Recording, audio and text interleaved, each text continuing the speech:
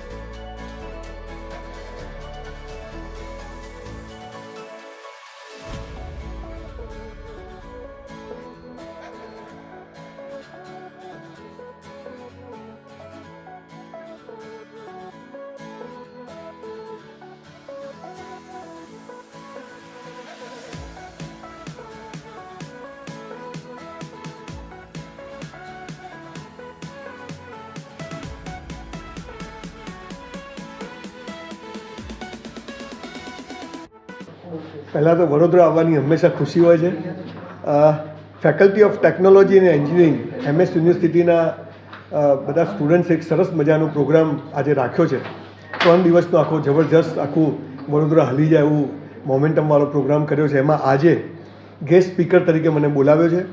આ ફૂટપ્રિન્ટ્સ એક સરસ મજાની ઇવેન્ટ્સ છે કે જેમાં છોકરાઓને ભણવાની સાથે થિયોરિકલ તો ભણે છે, પણ પ્રેક્ટિકલ બી દુનિયા ક્યાં ચાલે છે એનો ખ્યાલ આવે એના માટે જુદા જુદા ક્ષેત્રના લોકોને બોલાવે છે. એમાં મને આજે બોલાવ્યો છે અને હું કોઈ સ્પીકર કે વક્તા તો છું નહીં, પણ મારી જે આખી પ્રોસેસ છે લાઈફની એના વિશે હું શેર કરતો હોઉં છું. બસ એ વાત કરવા માટે આજે આવ્યો છું.